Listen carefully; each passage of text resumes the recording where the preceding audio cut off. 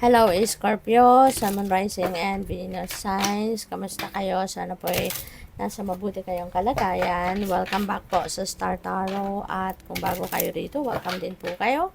Please subscribe, like, share my videos, and leave me a comment kung nakaresonate po kayo. Thank you.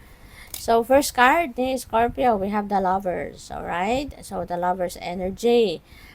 Meron tayong siguro bagong love and romantic relationship, no? Napapasukan ang iba sa inyo, Scorpio. Possible na ang iba sa inyo rito is magkakalove life pa lang, no? Kung kayo single pa, baka magkakalove life pa lang kayo ngayon.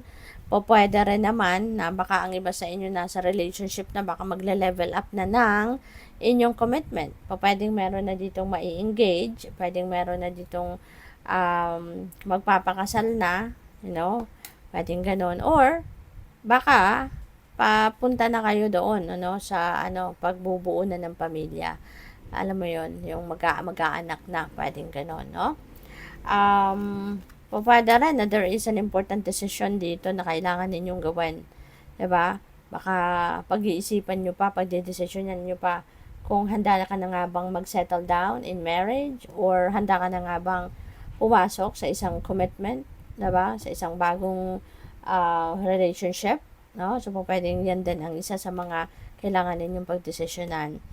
But for others of you, since we have Three of Swords, heartache and heartbreak ito eh. Maaaring galing kayo dito, no? Sa heartbreak. For some of you, baka nagkaroon kayo dito ng separation, no? Pwedeng nagkaroon ng separation ng iba sa inyo dahil dito sa sama ng loob. Pwedeng naloko kayo, na-betray kayo, na-cheat kayo, related sa romantic relationship, pwedeng ganun na nangyari. Pero, pwede rin, na baka merong nagsusorry sa'yo. Pwede yung person ninyo, nagsusorry sa'yo, kaya maaring ito yung isang malaking desisyon na gagawin ninyo. Kailangan ninyong pag-isipan if you are going to forgive your person who have hurt you big time, or if you are ready to give your relationship with that person another chance, or your person another chance. So, pwedeng isa yan sa malaking desisyon na kailangan ninyong gawin. No? For some of you, hindi ito sa lahat ha, Scorpio. Remember na yung readings natin dito sa channel is for the collective. Okay? Kaya merong mga mensahe na magre-resonate sa inyo, merong hindi. Kaya kunin nyo lang kung ano lang yung nagre-resonate sa inyo. Okay? So, yun. Pwedeng that is a very important decision. Kasi nasaktan kayo at ang iba sa inyo nga, siguro nasaktan kayo hanggang ngayon, hindi pa rin ninyo ito mag-get over. Gutay-gutay pa yung puso. Okay? Ibig sabihin, hindi pa ninyo na-overcome. Kung sino man sa inyo ang may ganitong sitwasyon, hindi pa na-overcome ito. Yung pain na to, hindi pa nakaka-recover, no, from heartbreak ang iba. Maaring wala pa kayo sa healing process, hindi pa napapatawad, hindi pa natatanggap ang nangyari, yung ganon. The sun, but this is really beautiful, no? For some of you then, baka mas magiging masaya na kayo sa ngayon. Pwedeng meron na ditong mag-move on, pwedeng iiwanan na, magtuluyan na makikipaghiwalay at mag-move on na, kaya magiging masaya na, or pwedeng merong magpapatawa dito, bibigyan ng another chance ang person, kaya magiging masaya ng muli, no? Pwedeng ganon. So, depende yan sa inyong sitwasyon. But this could also resonate with other areas of life. Si Sun kasi, this is positive change. Maghahatid ito ng magandang pagbabago sa buhay mo sa iba't ibang parte, depende sa inyong sitwasyon.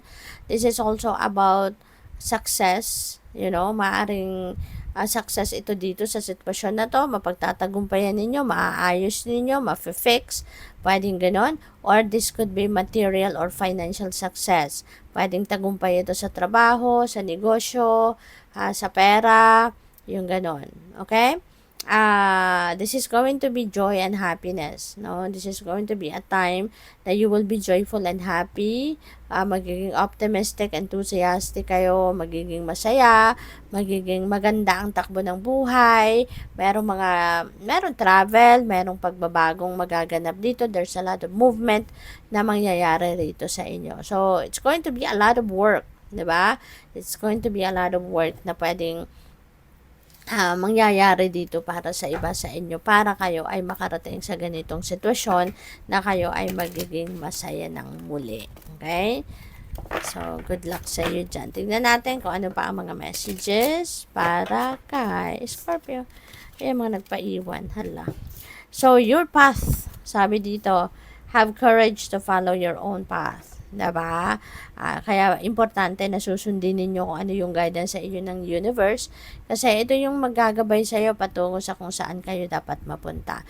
Lalo-lalo na mayroon kayong mga ganitong sitwasyon, napakahalaga nito na pakinggan ninyo kung ano yung guidance sa inyo ng divine para mapunta kayo sa tama.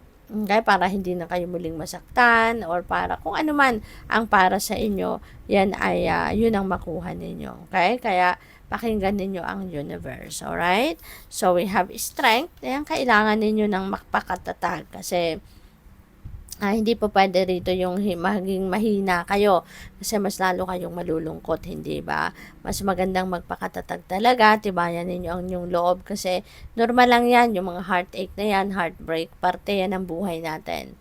'Di ba? Yun ang nagpapatibay sa atin yun ang nagpapatatag sa atin, yun ang nagpapatibay sa atin. Kaya kailangan talaga na lagi ninyong bubuhayin yung inyong inner strength and courage sa puso ninyo para malagpasan ninyo, no? Malagpasan ninyo kung ano man ang mga malagpasan ninyo yung mga pagsubok na ito sa buhay ninyo. Okay?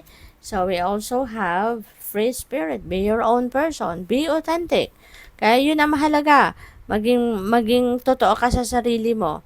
Maging totoo ka sa sarili mo. Maging honest ka. Yung ganon. Alright? So, good luck sa'yo. Thank you for watching. Love and light. Namaste.